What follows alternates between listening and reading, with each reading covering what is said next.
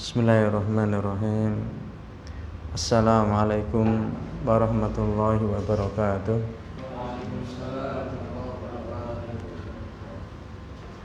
Alhamdulillah hamdan katsiran thayyiban mubarakan fi kama yuhibbu rabbuna wa yarda. Wa asyhadu an la ilaha illallah wahdahu la syarikalah wa asyhadu anna Muhammadan abduhu wa rasuluhu wa la nabiyya ba'dah, amma ba'du. Ikhwani fiddin rahimakumullah wa hafizakumullah wa arsyadani Allah wa iyyakum ila sabilihi wa ta'atih. Senantiasa kita bersyukur kepada Allah Ta'ala atas nikmat-nikmat yang Allah limpahkan kepada kita tanpa henti, yang mana tegaknya kehidupan kita adalah semata-mata karena nikmat dari Allah Ta'ala. Dan sebagai bentuk syukur kita, mari kita gunakan waktu-waktu yang tersisa dalam kita menjalani kehidupan dunia yang terus berkurang jatahnya ini untuk taat kepada Allah Ta'ala, melaksanakan berbagai macam ketaatan, baik itu memang dalam bentuk ibadah yang murni ataupun ibadah yang itu karena satu sebab. Dan sebaik-baik dari ibadah yang ada adalah thalabatul ilm, menuntut ilmu. Lebih-lebih ilmu yang kaitannya dengan haknya Allah Ta'ala, yaitu ilmu at-tauhid. Semoga dengan kita terus belajar ilmu tauhid, kita mendapatkan sesuatu yang paling bermanfaat, baik di kehidupan dunia ini maupun di akhirat kelak. Kemanfaatan yang ingin kita raih adalah kebahagiaan, baik di dunia ini maupun di akhirat kelak, dengan kebahagiaan yang sempurna. Dan itu kita mengkaitkan diri dengan yang namanya at-tauhid. Maka ma'asyiral muslimin, sebagaimana kita ketahui, semakin dalam ilmu seseorang pada suatu bidang, maka dia akan mendapatkan faedah dari ilmu itu. Begitu juga kita berharap dengan makin mendalami ilmu tauhid, maka faedah-faedah itu juga akan bisa kita dapatkan. Yang mana faedah terpenting dari tauhid adalah kita bisa mewujudkan ikhlas dalam ibadah kepada Allah Ta'ala. Barakallahu fikum. Kita masuk halaman 62. Wa anin Nawas ibni Sam'an radhiyallahu anhu qala. Sampai situ? Belum?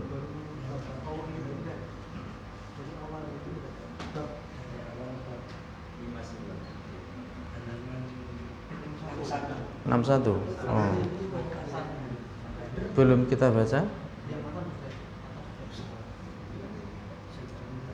Matanya sudah kita baca. Kita lanjut ke 62 itu matanya lanjutannya. Ya, gitu kan. Nah, kita baca matanya dulu semua. Masih pada matan Kitab Tauhid pada hadis yang kedua, halaman 62. Silakan. Wa anin Nawas ibni Sam'an radhiyallahu anhu qala. Dari An-Nawas bin Sam'an, semoga Allah meridhoinya, beliau berkata, qala Rasulullah sallallahu alaihi wasallam, telah bersabda Rasulullah sallallahu alaihi wasallam, idza aradallahu ta'ala an yukhiya bil amri, apabila Allah Ta'ala menghendaki, menginginkan untuk memberikan wahyu ya terhadap suatu perkara, yakni Allah berkehendak memberikan wahyu ya kepada hambanya, yang dalam wahyu itu ada padanya perintah. Takallama bil wahyi, maka dia pun berbicara dengan wahyu tersebut. Akhadatis samawati minhu rajfatun, maka ya akhoda, biasanya apa akhoda? Mengambil gitu ya. Nah, yakni menjadikan ya, karena wahyu dari Allah Ta'ala yang mana dia berbicara itu, menjadikan langit-langit karena wahyu tersebut rajfatun, bergetar ya. Au qala ri'datun syadidatun, ya, atau bergetar dengan sangat ya, mirip rajfatun dengan ri'datun. Maka dikatakan ini ya keraguan dari perawinya. Perawinya mengatakan au, itu dia ragu apakah dengan lafadz ini atau lafadz setelahnya itu ya. Kenapa bergetar? Khaufan minallahi azza wa jalla, karena takut ya dari Allahu azza wa jalla. Nah, di sini pun pentingnya bahwasanya ya manakala firman Allah Ta'ala terdengar ya, bahkan langit yang sebesar itu akan berguncang, akan bergetar karenanya, menunjukkan bagaimana agungnya Allah Ta'ala. Dengan bicaranya saja makhluk yang paling besar itu tidak mampu untuk kokoh ya, akan gemetar. Fa idza sami'a dzalika ahlus samawati soiku, maka ketika mendengar ya kalam Allah Ta'ala yang demikian itu, yakni penduduk langit ya, penduduk langit mendengar firman Allah Ta'ala, soiku, mereka pun pingsan.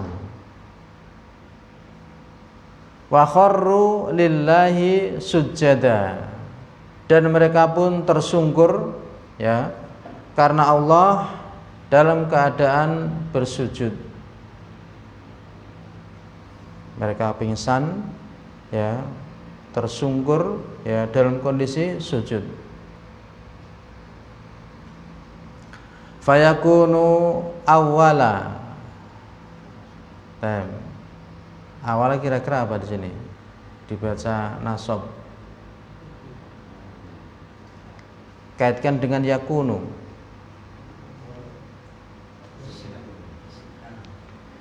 Kalau isim kana, isim yakunu, isim kana harus rofa. Ini nasab.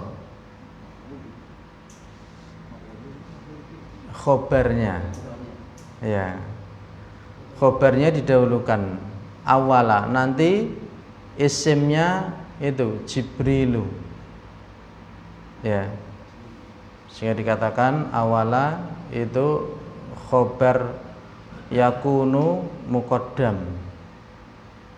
Nah, maka jadilah pertama kali man yarfa'u ra'sahu Jibrilu.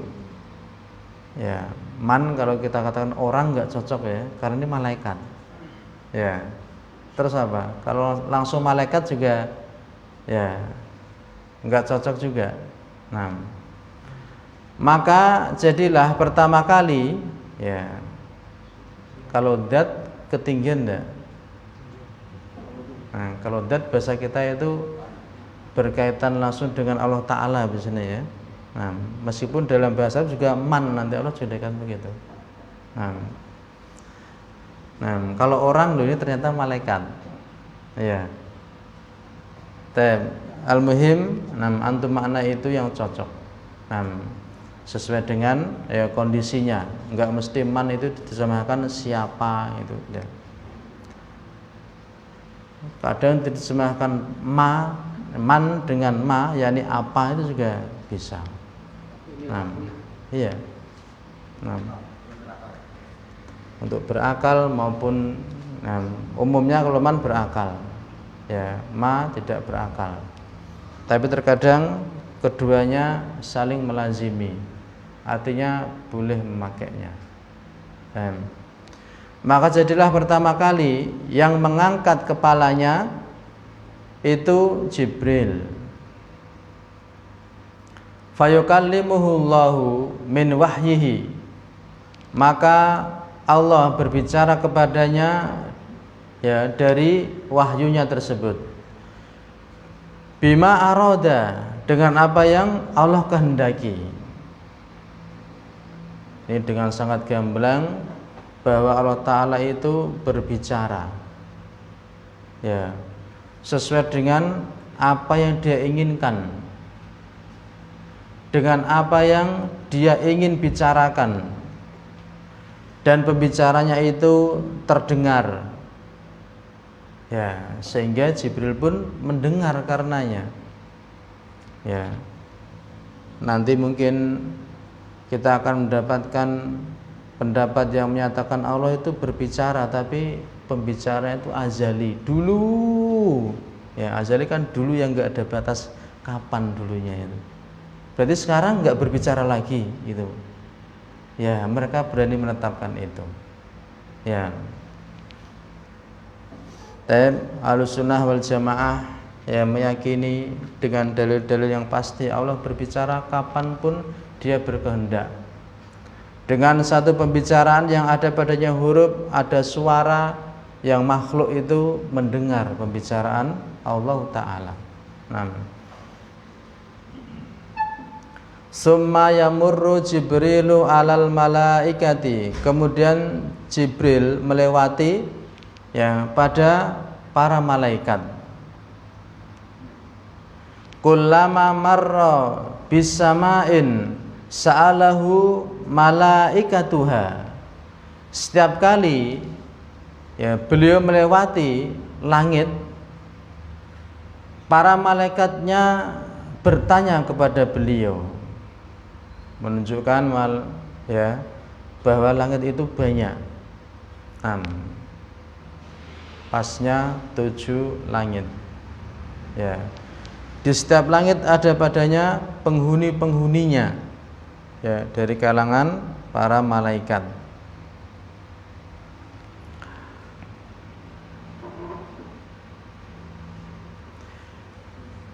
Mereka bertanya, "Mada qala rabbuna ya Jibrilu?" Ya, apa yang telah Rabb kami ucapkan wahai Jibril?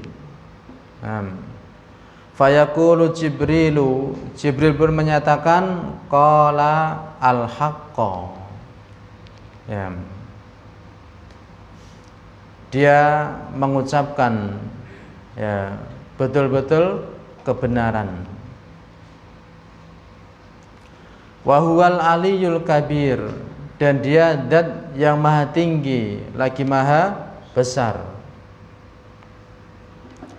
Fayaquluna kulluhum mislama qala Jibrilu, maka mereka pun, yakni para malaikat seluruhnya, ya, mengatakan semisal apa yang Jibril ucapkan.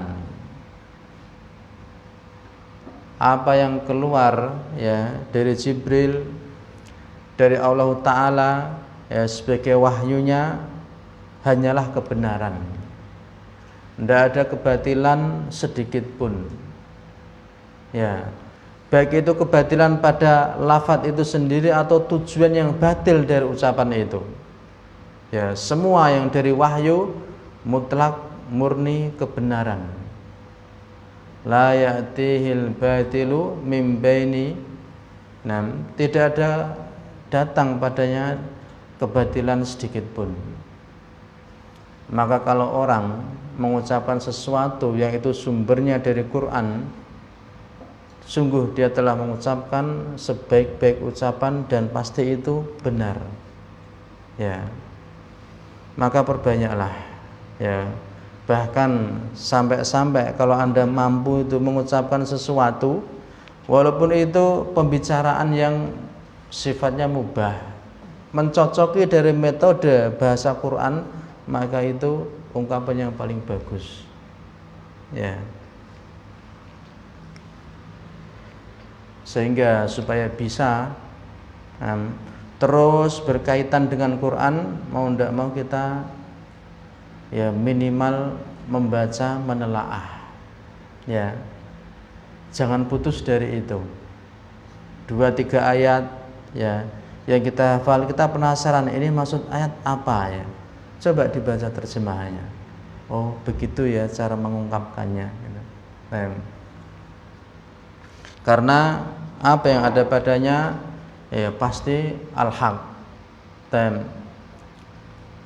Wa huwal aliyyul kabir.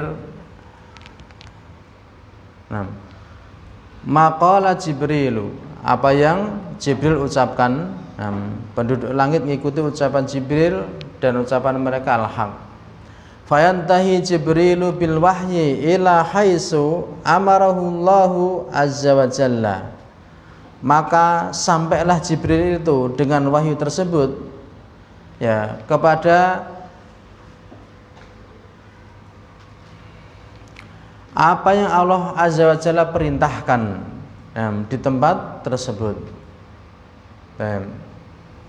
Jadi Jibril menyampaikan wahyu itu atas perintah Allah kepada siapa yang Allah kehendaki, ya, dan tidak ada pengkhianatan sedikit pun.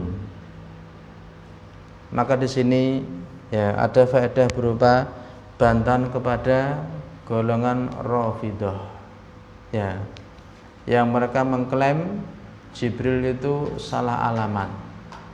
Harusnya wahyu itu kepada Ali, ya, ternyata nyasar kepada Muhammad. Nah, itu akan ada dapati di kitab-kitab Rafidhah Syiah zaman sekarang, dan itu pada kitab-kitab akidah mereka.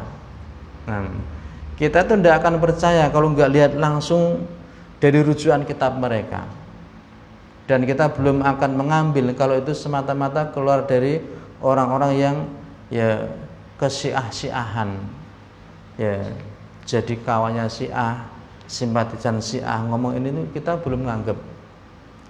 Tapi kalau itu nyata dari kitab akidah mereka, oh seperti itu kejahatan Rafidhah, ya, di semua dalam bidang akidahnya sangat bertentangan dengan Ahlussunnah. Ini hadis, ya, akhrajahu Ibnu Abi Asim fis Sunnah, ya. Hadis ini telah mengeluarkannya beliau Ibnu Abi Asim dalam sunnahnya, ya, nomor 515. Wa dha'afahu Al-Albani fi Dilalil Jannah. Asy-Syaikh Al-Albani mendhaifkannya dalam kitab beliau Dilalul Jannah. Syekh Ibnu Utsaimin berkomentar tentang hadis ini, ya, Ini termasuk juga dikeluarkan oleh Imam Ibnu Katsir dalam tafsirnya. Dan kelemahan pada hadis ini dari rawi, ya, dari mata rantai orang-orang membawakan berita itu ada 2 yang dianggap mudallis, ya, pemalsu, ya. Tapi model memalsukannya itu canggih gitu loh. Nah, itu mudallis namanya. Ketika orang mengatakan ya, dari ini nyebut nama. Nah, kemudian ini dari ini itu semuanya itu seperti itu patut dicurigai dikatakan. Itu namanya nanti mu'an'an namanya. Ya, beritanya dari gitu. Itu biasanya tidak kuat. Ya, maka ketika betul diteliti, oh iya. Jangan dikira dari itu terus pasti enggak. Lain sekali kalau mengatakan sami itu, aku mendengar. Atau sima min, ini guru mendengar dari. Mendengar dari lah itu kuat biasanya. Tapi Syekh Ibnu Utsaimin berkomentar, ya memang kedhaifan ini pada sanadnya, dari rawi-rawi yang ada. Hanya saja kalimat matan yang ada dalam hadis ini ada padanya asal, ya. Jadi ada hadis yang sahih, diantaranya riwayat Imam Muslim, yang berbicara ya mirip seperti ini, ya. Kaitannya dengan Allah berbicara, ya, kemudian para malaikat mendengar pembicaraan itu, ya pingsan, tidak kuat, ya, dan sebagainya, ada asalnya. Hanya saja kalimat tentang langit sampai bergetar itu, ya memang ada kelemahan. Kalau malaikatnya pingsan, ya. Baik. Al-muhim dari hadis ini kita ngambil faedah secara global.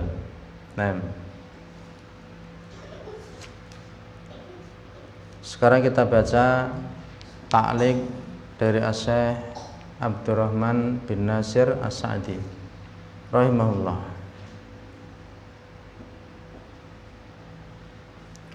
Babu qaulillahi ta'ala, bab firman Allah Ta'ala, hatta idza fuzzi'a an qulubihim qalu mada qala rabbukum, hingga apabila dicabut dari hati-hati mereka, yakni dihilangkan ketakutan dari hati para malaikat itu, mereka menyatakan apa yang telah Rabb kalian ucapkan. Qalul haqqa, mereka menyatakan, ya, al-haq, kebenaran. Wa huwal aliyyul kabir, dan dia zat yang maha tinggi lagi maha besar. Dia maha tinggi di semua dari sifat ataupun nama yang terkandung padanya menunjukkan ketinggian. Namanya, sifatnya ada padanya ketinggian. Juga dia maha besar yang mana tidak ada yang melampaui, ya, darinya, di seluruh kesempurnaan yang ada pada Dia Ta'ala. Wa hadza aidan burhanun adimun. Dan ini juga, ya, burhanun adimun, bukti yang agung. Akhara, pada yang lain. Bukti yang agung yang lainnya, ala wujubit tauhid, atas wajibnya bertauhid, wa butlanis syirki, dan batilnya kesyirikan. Dari sisi mana kok ayat seperti ini mengandungi ketauhidan? Ya, yang mana nas yang tadi kita baca berbicara tentang keagungan Allah Ta'ala. Dia berbicara, makhluk-makhluk yang besar tidak mampu untuk kokoh mendengar pembicaraan itu. Ya, menunjukkan ini wajibnya tauhid. Ya, dari sisi mana? dijelaskan beliau, wa huwa dzikrun nususi ad-dalati ala kibriyai rabbi, ya menyebutkan nas-nas yang menunjukkan atas kebesaran Rabb, wa adamatihi, dan keagungannya, allati tatadaalu,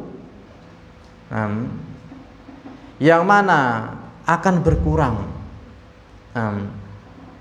wa tatmahillu indaha, adamatul makhluqati al-adimati, yang mana akan berkurang dan ya mengecil, remeh. Di sisinya, yakni di sisi keagungan Dia Ta'ala itu, apa yang menjadi kecil?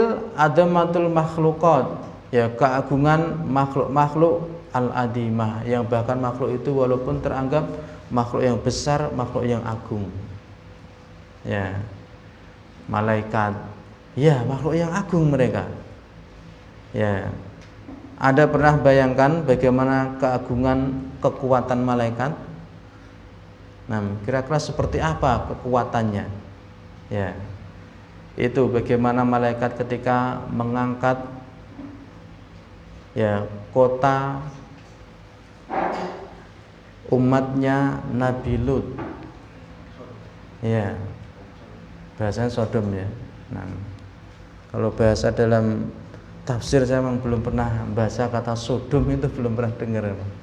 Tapi itu begitu terkenal di kalangan, berita yang nyebar tengah kita. Kaumnya Nabi Lut, ketika malaikat mengangkat sayapnya saja, itu kota tersebut ikut terangkat. Ya, dari situ saja sudah betapa dahsyatnya kekuatan malaikat itu. Satu sayap saja bisa mengangkat kota, ya, dihancurkan kota tersebut, ya diangkat sampai tinggi, kemudian dibalik, ya akhirnya tenggelam, menjadi cair, ya kota yang sebelumnya besar dan agung seperti itu menjadi cair, kemudian menghitam airnya, ya sudah betul-betul hancur lebur itu kota. Ya. Malaikat yang demikian agungnya, juga langit yang demikian agungnya, itu semuanya enggak ada apa-apanya dibanding dengan keagungan Allah Ta'ala. Sehingga dengan itu tauhidkan Allah Ta'ala, karena keagungan yang dicontohkan seperti ini. Wa tahda'u lahu al-malaikatu wal alamu al-uluwiyyu was-sufliyyu. Ya. Ini biasanya kalau akhiran suatu isim ya ataupun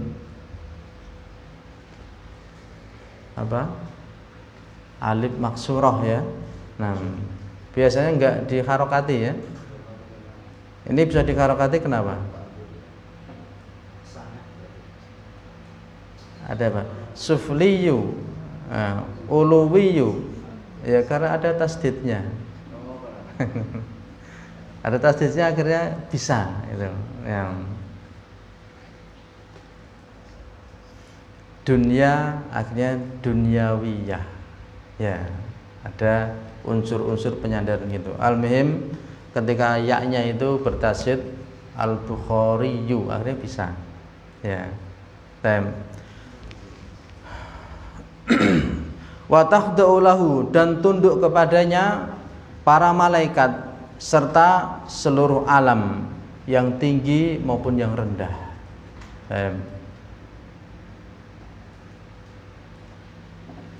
Alam yang tinggi ya tunduk, ya langit, para malaikat. Yang rendah ya gunung-gunung sampai ke dasarnya, kalau saja mendengar firman Allah Ta'ala hancur mereka. Wala tasbutu afidatuhum indama yasma'una kalamahu, dan tidak ada yang kokoh ya lesan-lesan mereka ketika mereka mendengar kalamnya. Allah Ta'ala berfirman, ya enggak ada satupun yang mampu berbicara. Ya, jangankan berbicara, ya mendengar pingsan mereka. Ya, bagaimana mau bicara? Ya, maka di situ juga nanti di hari kiamat, ya, ketika seluruh makhluk awal sampai akhir dikumpulkan, ya, enggak ada yang menyisa, semuanya dikumpulkan menunggu keputusan dari Allah Ta'ala. Enggak ada yang berani berbicara.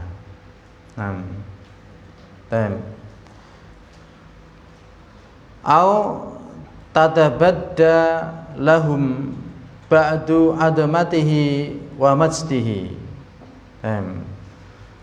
Atau ya nampak bagi mereka sebagian keagungan Dia Ta'ala dan kemuliaannya. Ya, tunduknya para makhluk itu, ya, kalau dibandingkan dengan keagungan Allah keseluruhannya itu, ya jelas itu kejauhan. Ini sebagian saja dari keagungan dan kemuliaan Allah Ta'ala berupa apa? Kalamnya. Itu saja semua bentuk keagungan, kebesaran pada makhluk, bahkan walaupun yang kuat dan besar perkasa itu tidak mampu. Padahal cuman kalamnya saja. Di sini kalau digambarkan ada makhluk yang sangat disegani itu, ya mendengar suaranya takut mereka.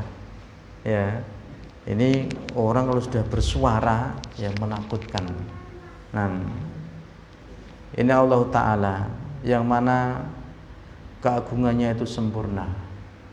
Sebagian kecil saja ya tampak keagungannya, semuanya akan tunduk.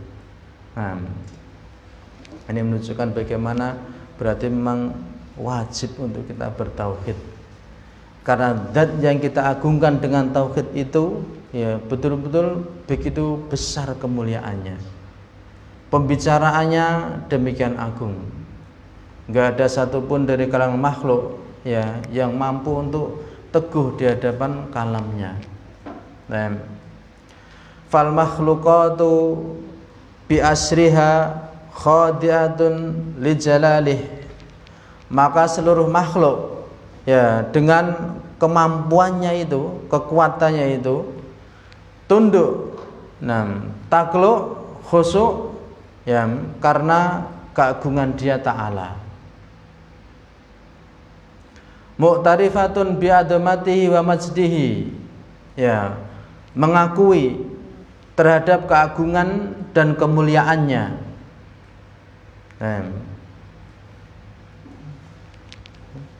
Ya tundukkan mereka ya memang karena mengetahui, mengakui bagaimana keagungannya. Nah maka yang merasa enggak takut dengan Allah Ta'ala karena memang enggak mengerti keagungannya, ini di dunia. Adapun di hari kiamat nanti semua akan melihat bagaimana keagungan Allah Ta'ala. Saat itu mereka betul-betul merasakan ya mencekam. Demikian agungnya zat yang telah menciptakan kami, yang menguasai kami sekarang ini. Dulu di dunia kami buta sehingga kami berani melanggar perintahnya, ya tidak taat padanya, tidak peduli dengan perintah dan larangannya. Sekarang mereka tahu betul zat inilah yang sekarang ya hadir di hadapanmu. Sekarang mau apa kamu? Maka yang pantas atas kelalaianmu dari agama, enggak peduli dengan urusan agama, mencoba buta untuk dari urusan agama, seolah enggak butuh dengan agama sekarang. Yang punya agama, yang punya aturan di hadapanmu sekarang. Sehingga hanyalah ya siksa yang akan kamu dapatkan. Bahkan sejak hari ini ya engkau akan dipermalukan di hadapan seluruh makhluk. Mereka yang ya di atas kedoliman akan ditambahkan di hadapan makhluk. Haulai, mereka inilah ya orang-orang yang dolim. Maka masyarakat muslimin, betul ya Anda makin mempelajari tauhid, ayat-ayat yang mengandungi tentang keagungan Allah Ta'ala akan merasakan bagaimana ya keagungannya sehingga akhirnya bisa betul-betul mengagungkan Allah Ta'ala. Sehingga manakala itu perintah datang dari Allah Ta'ala, kita nggak akan main-main dan meremehkan karenanya. Ya, Dia yang memerintahkan. Ya, kenapa tidak ada terbetik dalam benak kita keagungan perintah ini? Ini diantaranya karena tidak mengenal zat yang memberikan perintah itu.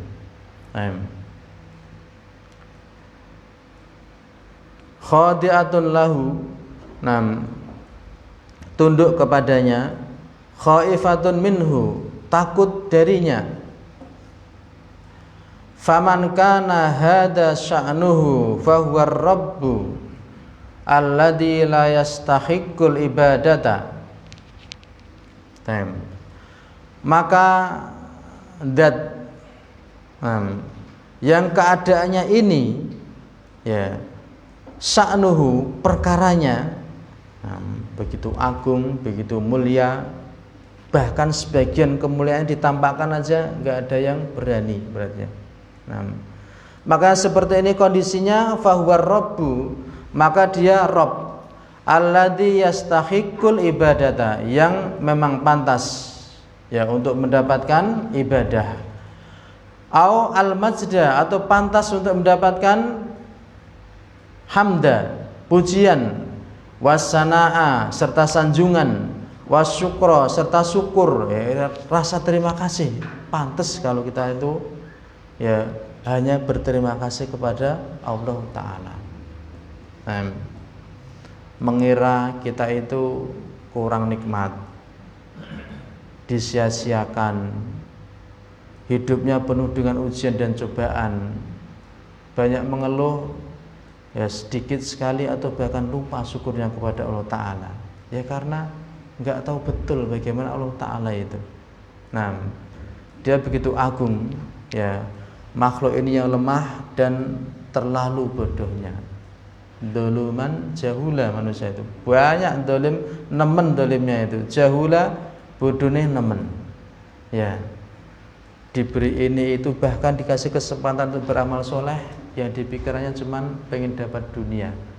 Berkurang dunianya, mengeluh, ya Allah, ya, kok saya dapat musibah ini itu, ya, enggak menoleh pada nikmat yang dia dapatkan. Akhirnya mengeluhkan, bahkan mempertanyakan perbuatan Allah Ta'ala. Ya Allah, kenapa engkau ini berbuat demikian kepada saya? Ya, saya kurang apa begitu ya? Masalah kurangmu banyak, wahai hamba, ya. Dan yang paling fatal adalah kurang ilmu.